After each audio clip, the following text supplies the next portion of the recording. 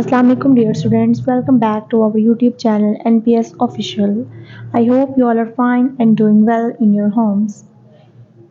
Students, in our last video I have briefly explained you the type of reproduction in plants, but मैं आज फिर से वहीं से स्टार्ट करती हूँ ताकि आपको थोड़ा सा बैकअप दे दूँ, देन ही आप आगे से अच्छे से सीख सकेंगे। ठीक है, types of reproduction in plants क्या है। मैंने आपको सबसे पहले हमने ये बात की थी कि लिविंग और नॉन लिविंग के दरमियान जो डिफरेंस करती है वो चीज़ ही क्या है, उनकी रिप्रोडक्शन का प्रोसेस है।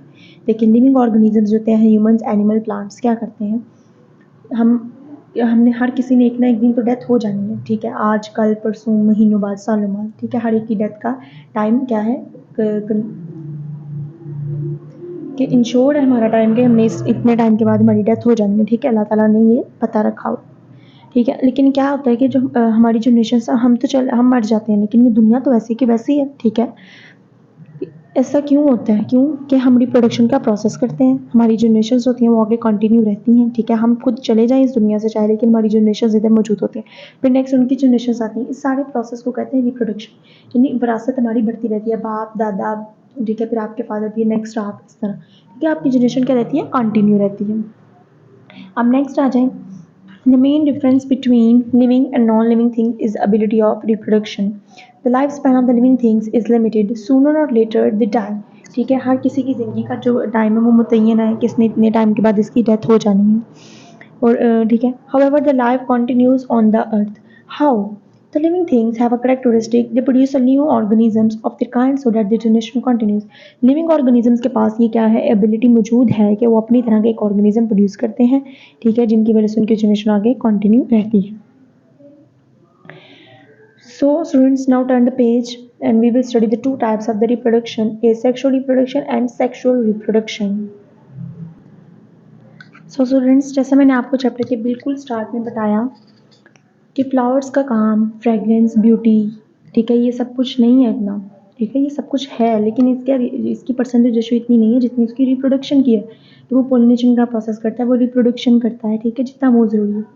लेकिन अब हम रिप्रोडक्शन के दो टाइप्स को डिस्कस कर रहे हैं, asexual reproduction and sexual reproduction.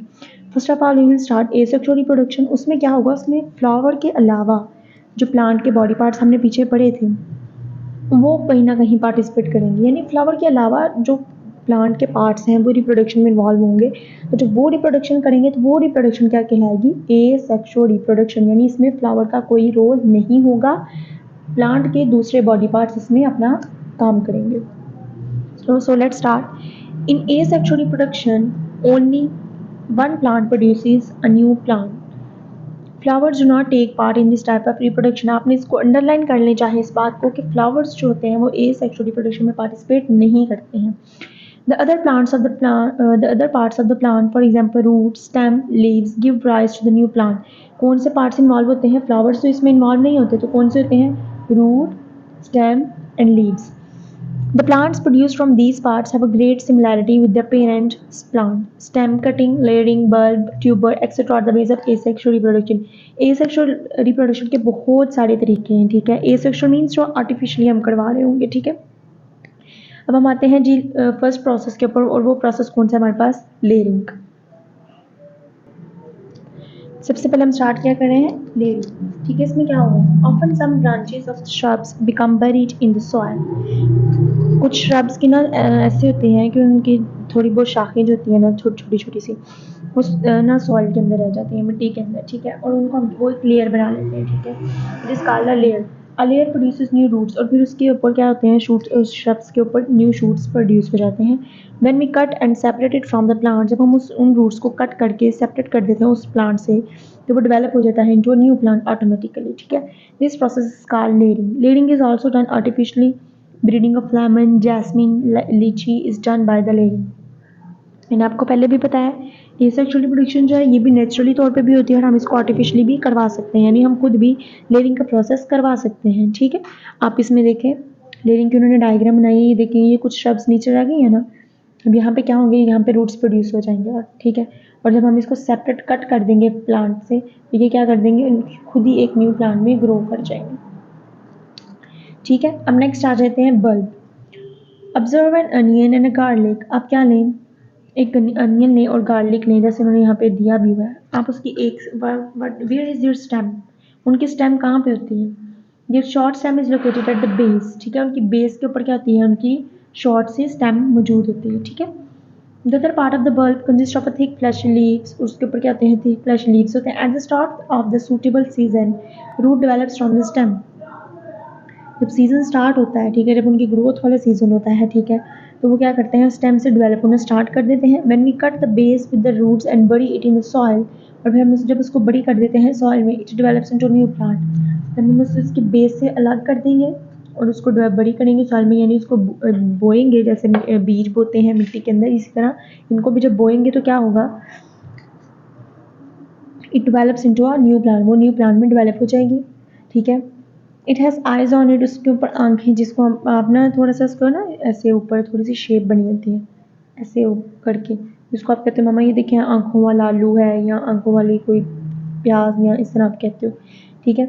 Which are actually birds, जिनका वो एक्चुअली क्या चीज़ें होती हैं? वो बर्ड्स होती हैं। When the pieces of potato having eyes are buried in the ground, क्योंकि जब हम उससे उसी बर्ड वाले पोटैटो को बरीड करते हैं ग्राउंड के अंदर, new plants develop from them, उससे न्यू पोटैटो जो होंगे, न्यू प्लांट्स जो होंगे वो डेवलप हो जाएंगे, ठीक है। तो ये क्या प्रोसेस कहलाएगा? बल्बिंग प्रोसेस कहलाएगा, ठीक है। दो प्रोसेस पढ़े हमने आर्टिफिशियल के, लेयरिंग एंड बल्ब। बल्ब में कौन इन्वॉल्व है? स्टेम्स। और लेयरिंग में कौन इन्वॉल्व था? Shrubs and roots. तो आपने ये याद रखना है कि लेयरिंग में किस चीज़ को हमने यूज़ किया है और बल्ब में किसके यूज़ किया है, ठीक है। ये है ए सेक्सुअल रिप्रोडक्शन, जिसमें फ्लावर्स इन्वॉल्व नहीं थे, जिसमें प्लांट्स के दूसरे पार्ट्स इन्वॉल्व थे। अब नेक्स्ट हम पढ़ेंगे वो होगा sexual reproduction. Our today's last topic is sexual reproduction in plants. In flowering plants, sexual reproduction takes place through flowers. As a result of pollination, the pollen grains reach stigma. जो हमने पीछे process पढ़ा है pollination का, बस वही उसको explain किया जाएगा, क्योंकि सेक्सुअल रिप्रोडक्शन करते हैं प्लांट्स और इसमें फ्लावर्स इन्वॉल्व होते हैं, ठीक है। As a result of pollination क्या होता है? The pollen grains reach stigma, stigma तक जाते हैं, reach germinates and forms are thin tube in the style called pollen tube. उन्होंने एक पोलन ट्यूब बनानी है, यहाँ पे आप फिगर में देख सकते हैं, ठीक है, स्टाइल के अंदर। After passing through the style, pollen tube कहाँ जाएगी? ओवरी के अंदर। आपको पता है ये तीनों पार्ट से फीमेल रिप्रोडक्टिव्स के, ठीक है, ये स्टाइल के अंदर पोलन ट्यूब बनेगी, फिर पोलन ट्यूब कहाँ जाएगी? ओवरी तक, ठीक है। देन इट एंटर्स ओव्यूल, और फिर वो ओव्यूल में एंटर हो जाएगी। Male gametes are formed in the pollen tube and female gametes are formed in the ovule. Male gametes कहाँ बनेंगे? पोलन ट्यूब के अंदर। पोलन ट्यूब बेसिकली कहने मेल्स के लिए, मेल मतलब मेल की चीज़ों के लिए होगी, और फीमेल के कहाँ बनेंगे? ओव्यूल के अंदर। मेल और फीमेल गमीट्स क्या करेंगे? आपस में फ्यूज़ करेंगे और क्या बना देंगे? Zygote. The zygote divides many times to form the embryo, और फिर ज़ाइगोट जो होगा वो थोड़ा डेवलप होगा और क्या बनाएगा? एम्ब्रियो बनाएगा। Then the ovule become seed, और फिर ओव्यूल क्या हो जाएगा? सीड हो जाएगा। And ovary ripens to form the fruit. Ovule ने क्या बनाना है हमारे पास? सीड यानी बीज, और ओवरी ने क्या बनाना है हमारे पास? टू फ्रूट, ठीक है। जो हम खाते हैं फ्रूट वो किससे डेवलप हो रहा था? ओवरी से, ठीक है। आपने इसके डायग्राम साथ में देखे, ठीक है, ये आपको बनानी भी आनी चाहिए। इसमें देखिए उन्होंने pollen grain, stigma, style, pollen tube, ovary, ovule, male gametes की तरह फीमेल गैमीट्स की देखिए ओवरी के अंदर होते हैं ना, वहाँ पे उन्होंने रखे हुए हैं। ये सेक्सुअल रिप्रोडक्शन इन प्लांट्स हो गया। So students, we have studied types of reproduction in plants. दो टाइप्स पढ़ी हमने, एसेक्सुअल और सेक्सुअल। एसेक्सुअल वो थी जिसमें फ्लावर्स इन्वॉल्व नहीं थे, और सेक्सुअल वो जिसमें फ्लावर्स ही इन्वॉल्व थे। एसेक्सुअल जिसमें जब फ्लावर रिप्रोडक्शन नहीं कर रहे तो फिर कौन रिप्रोडक्शन कर रहा है? प्लांट्स के दूसरे पार्ट्स कौन कौन से? Root, stems and leaves. और सेक्सुअल रिप्रोडक्शन में कौन कर रहा है? Flowers. Okay students, inshallah in our next video we will start our next topic. Till then, take care. Allah Hafiz.